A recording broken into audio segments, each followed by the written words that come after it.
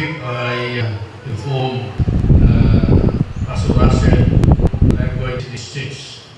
Kahit kung meron kayong speaker na nakaraan, I don't care. I have to visit. Kahit hindi naman ako magsasalita, still I have to visit. See the church. Ako ay ako pang naglalakbay. Bes ako ng umaga sa puwerto at sa ibang iglesia. Kahapon ay nagdaos ng meeting sa ACP. Bagamat ang aking termino po ay natapos ko na noong June 4 as Pangulo ng Adventist College Palawan. My term has ended already. And the Board of Trustees has actually appointed the new president of Adventist College Palawan.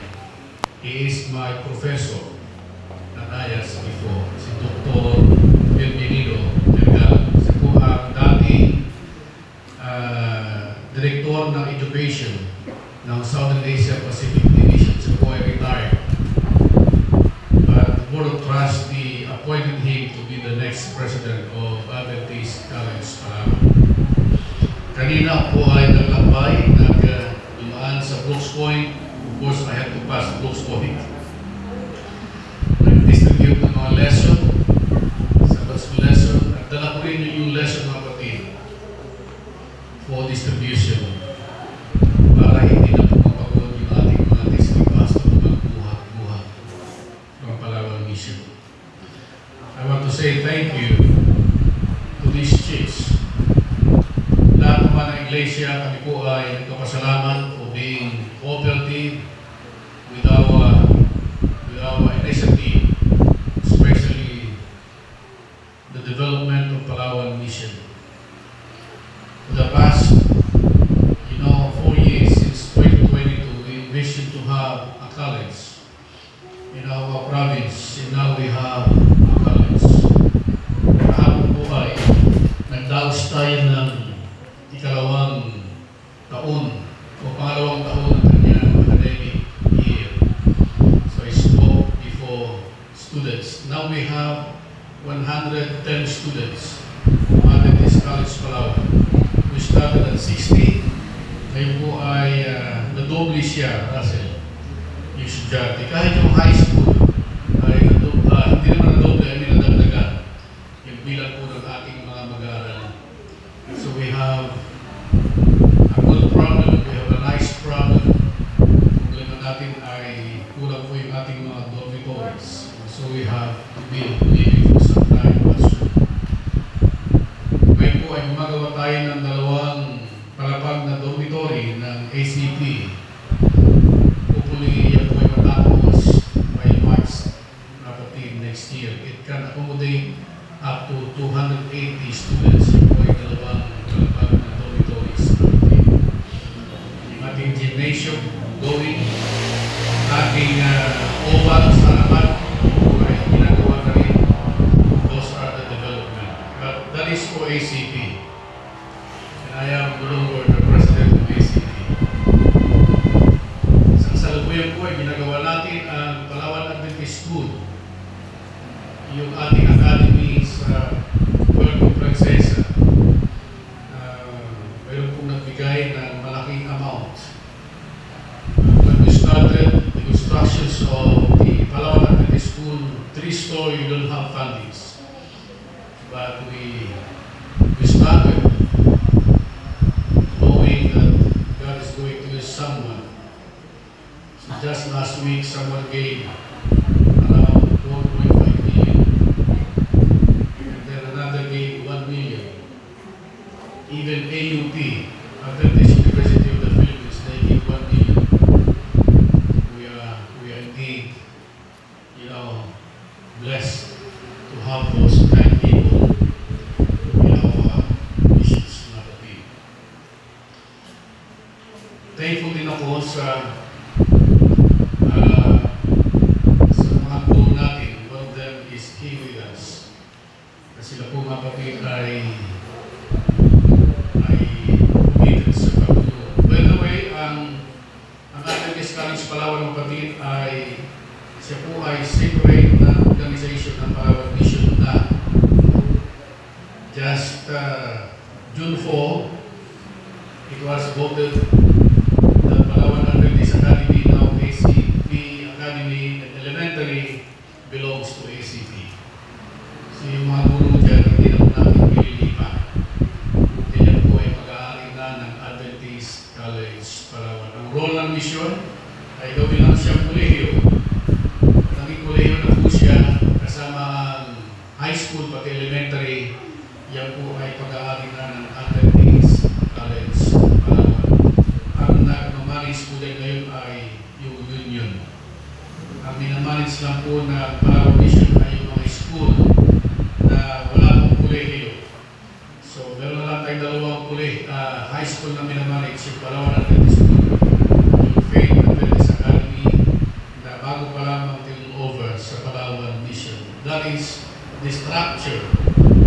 Pero bagamat yan po ay pinamunahan na ng union ang kolehiyo sa Tatras, kasama yung high school pati elementary, dahil po rin ang Palawan Mission para assist at tumulong sa ibang kaparaan ng mga kapatid. Today I'm going to talk about perspective of the end time. Ano ba ang ating paniniwala o ano yung ating pananaw when we talk about the end of the world? When we hear wars and rumors of wars, how do we respond to that? Well, 3 months ago, there were headlines about war in the Middle East. Yung gera sa pagitan po ng Israel at ng Iran, at gera din sa pagitan ng Amerika pati ng Iran.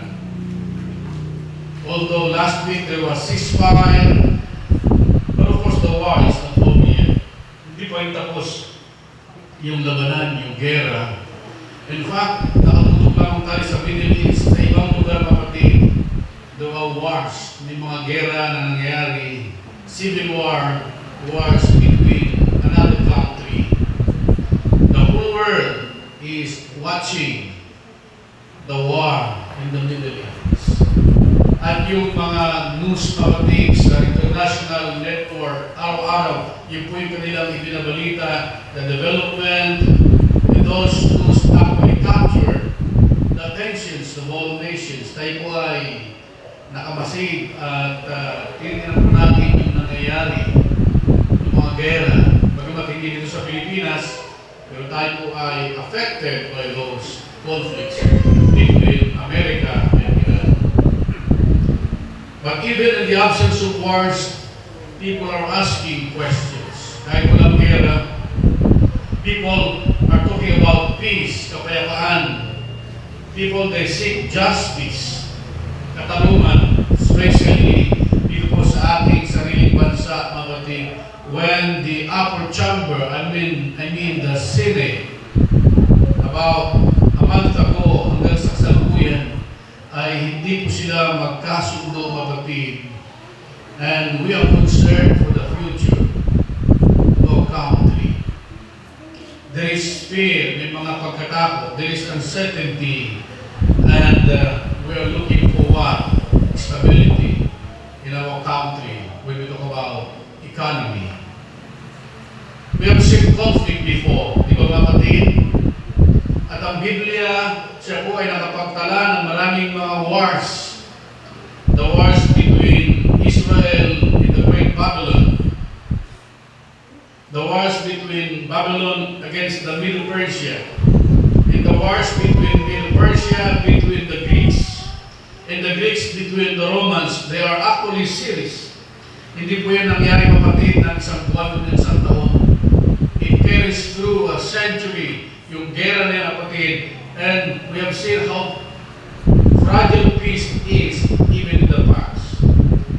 Yung pong gera sa Bible from Israel between Babylon, from Babylon to Middle Persia between Greeks, and Greeks between the Romans, those are series of wars.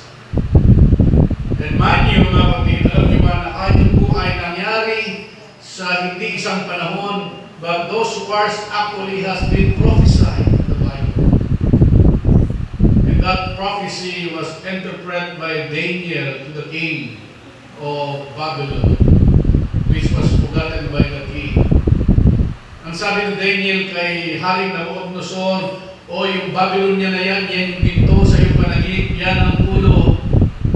At yung susunod na bahagi ng panaginip mo na malaking larawan ay yung silver, yan po yung Middle Persia, mas mababang bitan. At pagkatapos niya sa iyong panaginip, meron naman sa panaginip mo yung pating baywang ay gawa naman saan? Sa bakal, iron. Those are the Greeks. Sa panahon ni Cristo, they were dominated by the Romans and the Greeks. And they used spears, iron, during the war. At sa panahon natin ngayon, mga kapatid, we were living in what we call the divided kingdom. Even Europe cannot unite with America. In other continents, they cannot be reunited with Asia. Those are wars not to be prophesied in the Bible. And we cannot alter. Hindi po natin pwedeng baguhin kung ano po yung sinabi sa Biblia, mga kapatid. So knowing that there will be wars and rumors of war, and even famines and calamities, and earthquake like what happened 2 weeks ago in Mindanao, we are people, even church members are called to respond. Paano po tayo mag-responde? Are we going to respond with fear? But why? Bakit tayo matatakot, kapatid? Bakit tayo matatakot? Kung tayo po ay nakakamasid ng mga gera at mga kalamidad sa ating paligid. But we should not fear. Dapat hindi po tayo matakot, mga kapatid. Why? Because God remains a sovereign God. Siya pa rin ay manatili sa kasalukuyan. And God is continually working. Siya ay gumagawa, mga kapatid. Yung ating talata kanina, actually, nagsimula po yung mga kapatid sa Matthew 25, verse 1 to 13. So if you have your Bible, please read. And then when you go home this evening during your family worship, please read Matthew 25, verse 1 to 13. It talks about the parable of the 10 virgins. 5 were wise according to the Bible, and 5 were what? Foolish. Sila po ay mga kapatid. Well, I remember one time, just recently, bago lang, na ako po ay dumalaw sa isang iglesia, isang kapatid ang nagtanong sa akin, at ang sabi niya, Pastor, what do you think of what is happening in our world today? And he even mentioned, the wars that is happening in the Middle East. He was mentioning, the earthquake and calamities.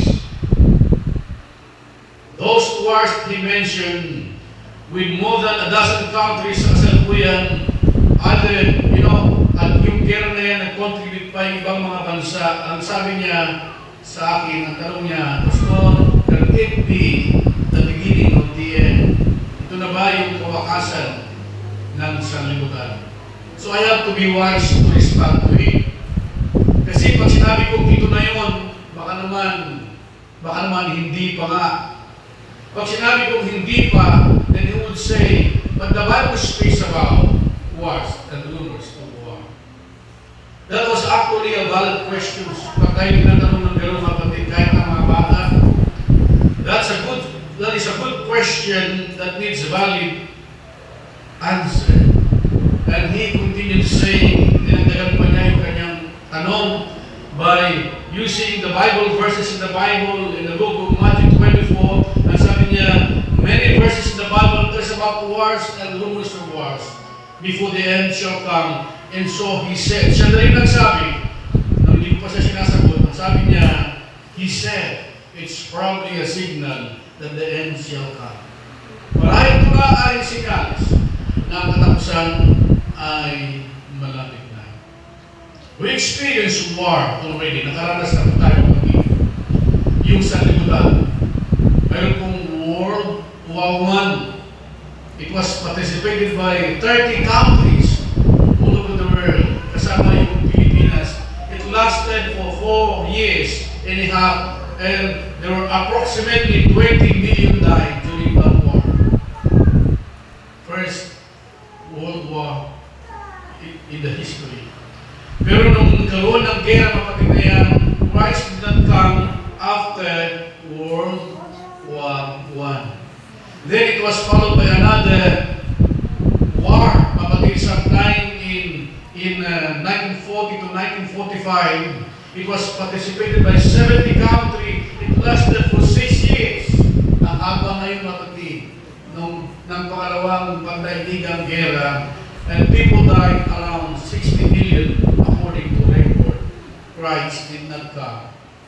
Maybe those people who live in the past, inisip nila darating na yung Panginoon dahil nagkaroon ng gera, there will be no more what? Hindi na matigil yung mga labanan na yan between countries and more. So the question, with what is happening in our world today, with this climate change that we have had, itong climate change na mayroon tayong mga kapatid, yung hindi natin matugunan na pagdaigdigang pagkain sa dami ng population sa buong sanlibutan, including wars, kapatid, that possibly the beginning of the end. Yun ba ang katapusan ng sanlibutan? And so my answer to him is, I don't know. Hindi ko alam exactly. But since your question involves probably, then I told him also maybe or probably. Why would I say probably? Bakit ganun lang yung aking sagot, kapatid? Na probably na ito na nga ang huling gera, o kung mag-escalate pa po siya, hindi na lang ito isagot na karoon ng peace talk, kapatid. But who knows, it will develop further and bigger, and it would involve more nations. In the war, the throwing of missiles and rockets and all those ammunitions and bombs will spread in different countries and continents.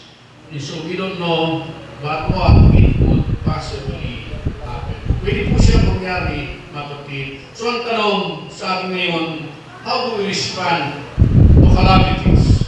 How do we respond to wars sa kasalukuyan, kapatid? Every time we think of the end time, sa panahon na tayo po ay nagkukwentuhan tungkol sa katapusan ng sanlibutan, it scares us. Natatakot tayo. Why?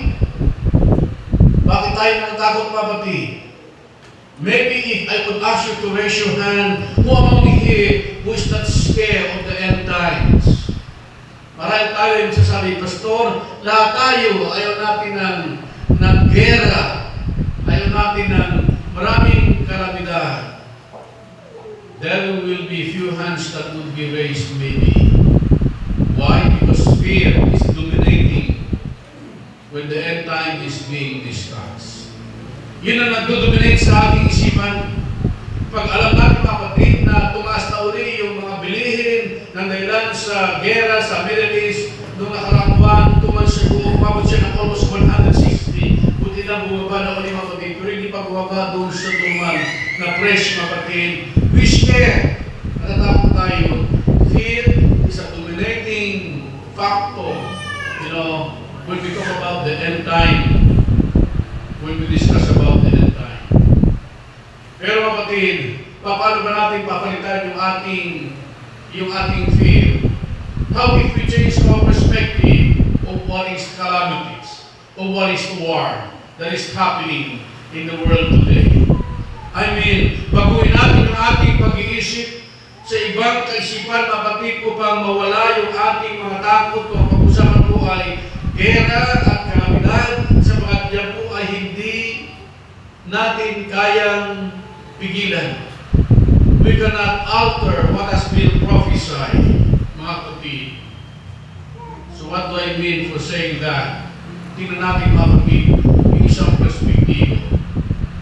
When a man loves a woman, say for example, what is a norm in all culture?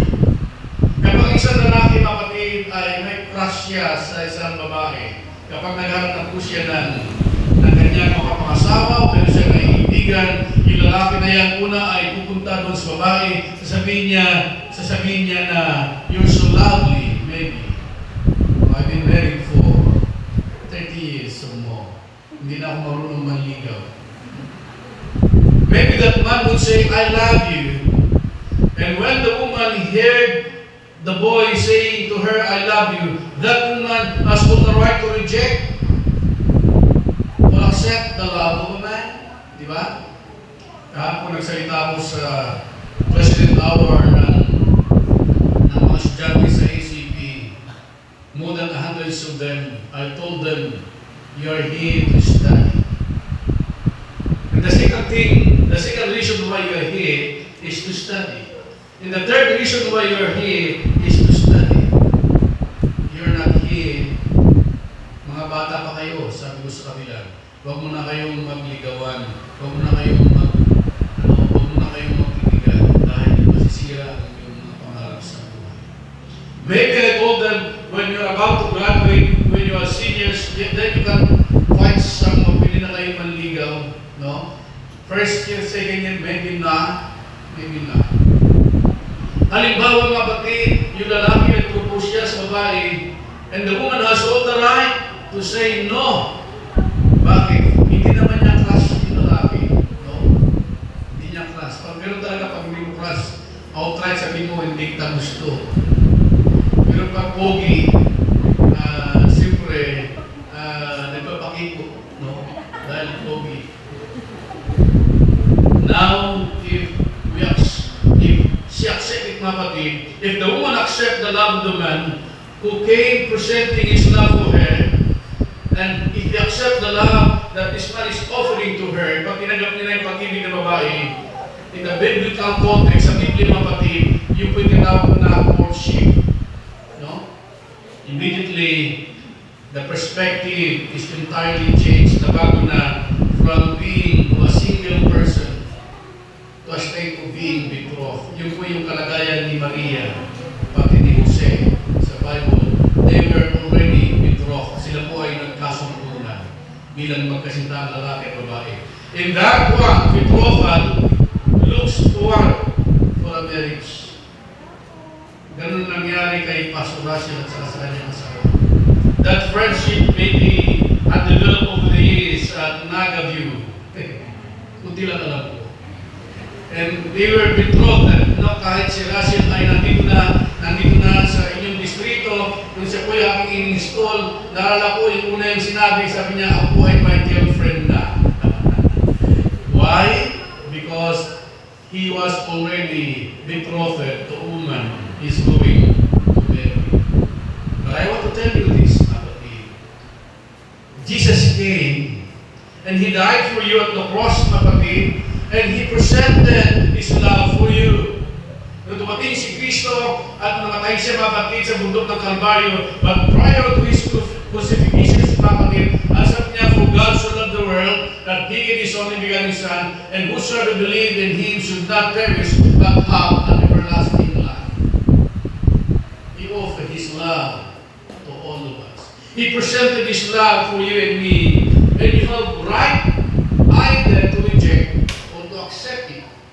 Meron tayong karapatan, kapatid, na i-reject natin yung pag-ibig ng ating mahal na Panginoon, like Judas, kapatid. They were, of course, processing in his mind, and eventually, he rejected the love that Christ offered to him. And by the time you accepted the love of God, sa panahon na tinanggap natin yung pag-ibig ng ating Panginoon Hesus Kristo, kapatid, you are saying, "I have made my commitment to you as my Lord and Savior." Like you are being betrothed to the one who offers you the love. And that you would say, "I will no longer entertain the temptations of this world." Hindi na ako mag-entertain ng ibang mga tukso sa sanlibutan ito. I will be committed to my God, to Him, to Jesus, and I am positioning myself towards what? A wedding day. Because he was already betrothed to his God. And I am engaging with Jesus, and I am sorry for Him, and I am committed to Him, and I will be looking forward for our marriage. Yun mapagiging yung perspektibo ng isang babaeng ikakasal sa ating mahal na Panginoon. But you know what? The church in the Bible is called the groom. Ang iglesia sa Biblia ay inengkulad po kapatid sa isang babae. Kaya ganoon na lamang ang paggamit ni Kristo ng isang kwento, ng isang parabola. There was the bridegroom coming, and those 10 virgins coming, and represents all kinds of believers. 10 of them, 5 of them were virgins, 5 were foolish kapatid. That is what exactly the point I am sharing with you. If we accepted the love of Jesus, kapag tinanggap natin yung pag-ibig ng Panginoon, we said yes to Him, and we accepted His love, meaning we are positioning ourselves as Christ is positioning Himself in leading the bride. Kung paano inihanda ni Kristo ang kanyang sarili, na sunduin yung babaeng kasintahan sa kanyang ikalawang pagparito, and that would be the end of all times, kapatid. So as a woman who prepares himself for the wedding day, so as believers, we are preparing ourselves for the wedding day. Alam niyo ba yun? Bilang isang mga mananampalataya, inihanda natin ang ating mga sarili, kapatid, sa ating wedding kay Kristo. Mga kapatid, we are preparing ourselves for that wedding day, in which that process of preparation in the Bible is represented by what we call sanctification process. Yung tinatawag na pagpapakabanal. Kaya ang buhay natin sa lupa ay pagpapakabanal. Amen? Sa tulong at biyaya ng ating mahal na Panginoon, tayo po ay nagpapabanal. Sanctification process.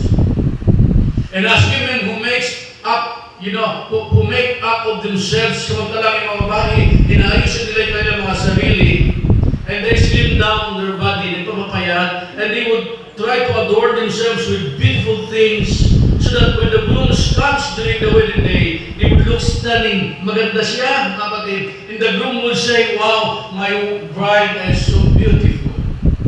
Ang ganda ng aking kasintahan, napapasawa. And as you accepted Jesus, you know what happens? Ano yung mangyayari, kapatid, kapag tinanggap natin si Kristo?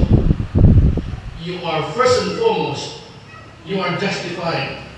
When you accept Christ as your Savior.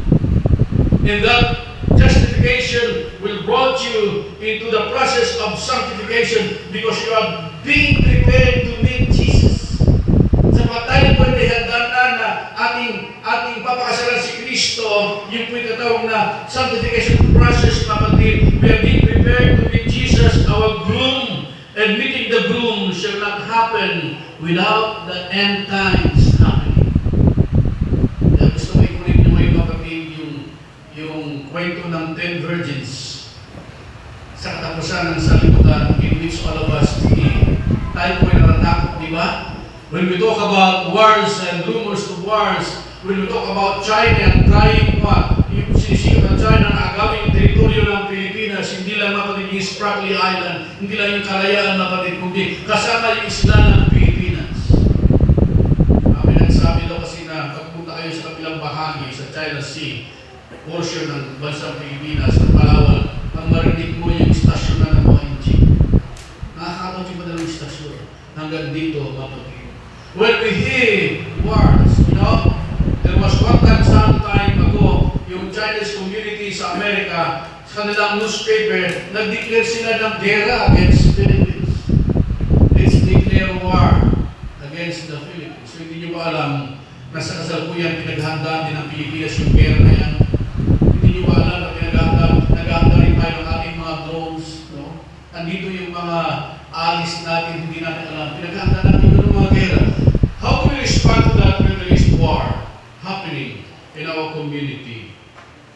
But meeting Christ in the bride's groom, yung ating manilitas, it will not happen without the end times happening. Hindi yan mangyayari pag ni Kristo hanggat mangyayari muna yung mga palatandaan na sinabi niya sa aklat ng Matthew chapter 24. Kung sabi niya, there will be wars and rumors of war, there will be famines, there will be earthquake that never happened even in the past. The point I want to share with you is that often we are scared of the end time. Natakot tayo sa katapusan ng panahon.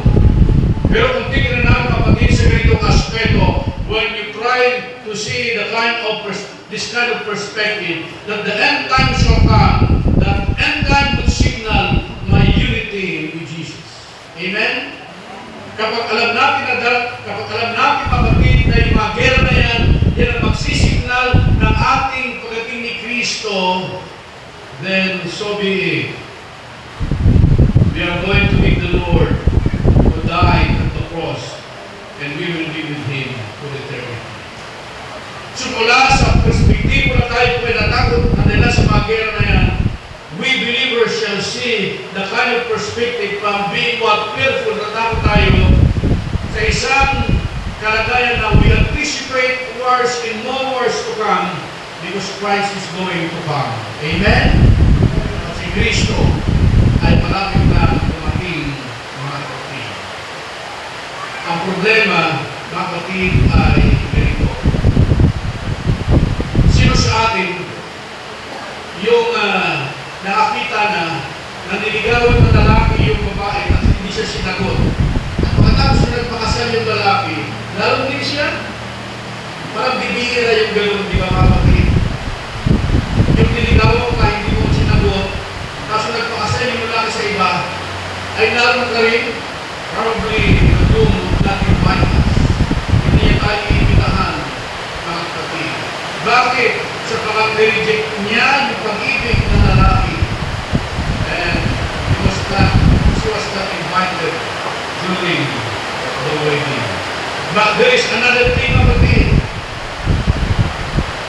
There is another thing. In the context of the end times, kapatid, lahat ng tumanggap sa in-offer na ating Panginoon na pag-ibig.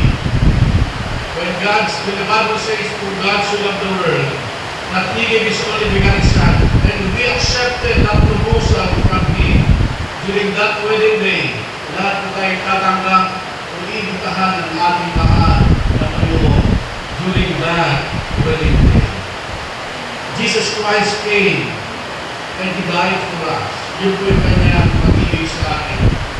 And when He died for us, He presented His love to you and to me. And when the wedding day comes, kung dumating na yung kasalan ng kapatid, ano yung kasalan na yan? Yan po yung second coming of Jesus Christ. Those who rejected His love will never eat that wedding banquet. Hindi po siya papasok kung sa kasalan. Sa pagitan ng babae at ng bridegroom na si Kristo, ng babae, kapatid, ay walang iba, kundi ang iglesia. Mga kapatid, ito ang tamang perspektibo sa pagharap po natin, mga kapatid, saan? Sa katapusan ng sanlibutan.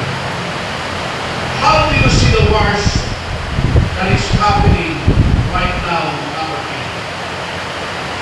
Kung ang mga gera dito at kalamitan sa kasalukuyan, if these wars and calamities would lead us to the great wedding banquet when you and I will be united with the God, that is the right perspective of the end time.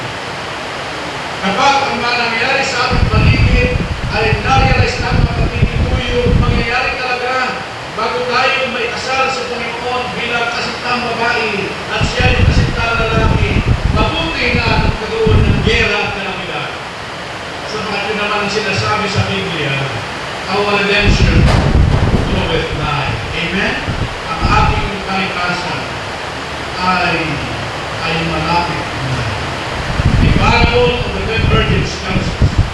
Ang parable ng 10 babaeng birhen na kapatid ay nagsasabi sa atin, kapatid, it tells us, it reminds us that our focus or our preparation is not of predicting events. Hindi ko nakapos, kapatid, ang ating paghahanda saan? Doon sa pulaan, doon kailan darating si Kristo. Noon, pinagsabi darating ka si Kristo noong 1995, hindi mo si Kristo noong 1995, darating ka si Kristo noong 2000, and then yung mga Adventistan,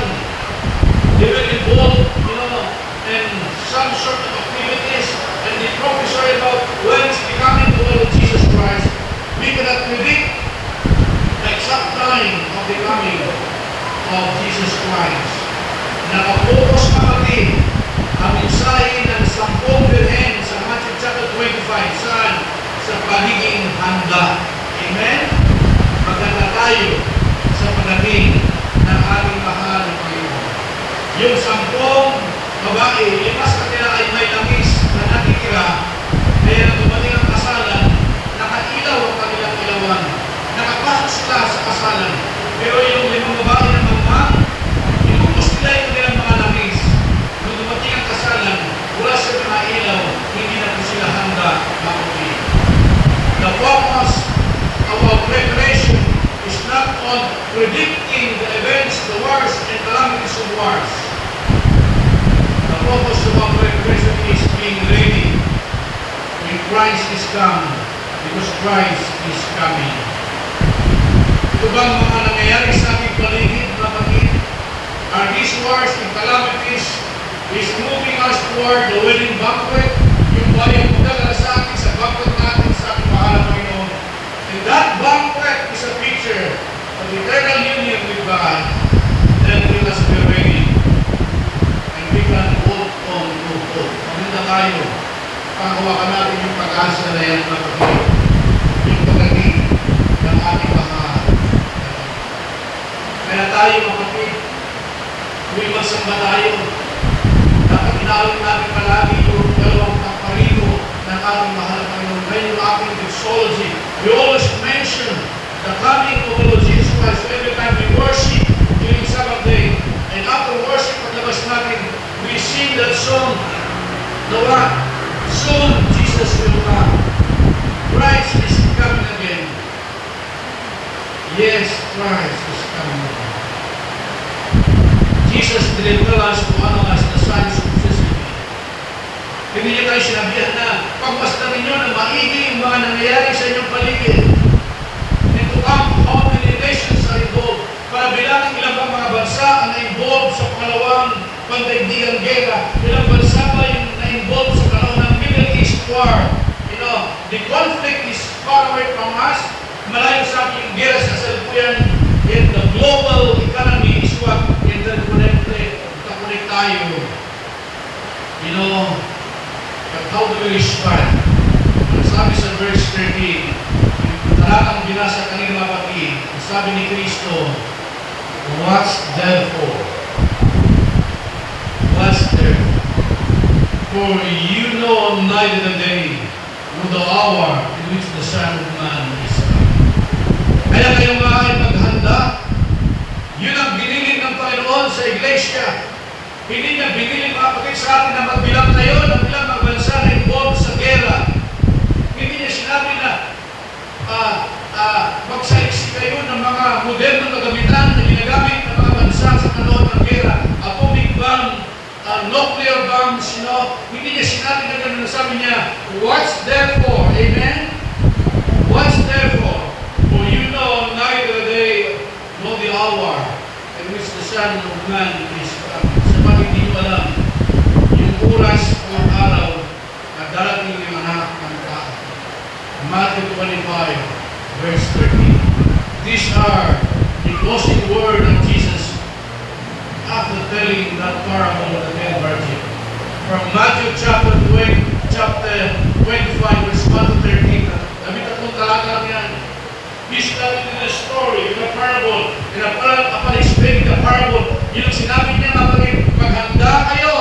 maghanda kayo, sapat hindi nyo alam kung kailan o anong araw o anong oras darating ang anak ng tao. These are the closing word of Jesus. Spiritually being alert. Alert tayo spiritually. Alert in constant readiness. Mamuhay tayo po'y handa. Araw-araw, mapatid, not-assume we have unlimited time. Akala natin, mahaba pa yung panahon natin, mga kapatid. Hindi na po mahaba ang ating panahon. But you know why? Even the global economist expert, you know, they developed the concept of one idea that this world will have its end. Ang sanliputan ko ay mayroon talaga silang katapusan. Kapatid, kahit hindi mga manampalataya, mapaninisip na the time will come, this world will have its end. And the Bible speaks about the coming of the end. Christ didn't tell us to figure out the timeline. He told us to be ready. tayo sa kanyang pagdating. Sa muling talata, sabi po sa aklat ng Apologies, chapter 19, verse 7, the Bible says, "Let us rejoice and exalt and give Him glory." Tayo po ay magalak. At bigyan natin siya ng kalwalatian, for the marriage of the Lamb has come, and His bride has made herself ready. Wow! Beautiful passage in the Bible. Before the book of Revelation ends, in the book of Revelation chapter 13 and 19, sabi niya, tayo po ay magsaya. Tayo po ay magalak, kapatid, at purihin natin, ilang natin ang kanyang pangalan sa kalwalatian, kapatid, sapagkat yung kasalan ng kordero at ng babae ay malapit na. The Lamb is coming soon. The bride has made herself ready. And we as the church is the bride of Jesus Christ. Tawa tayo lahat, kapatid, ay mahanda sa kapabalikan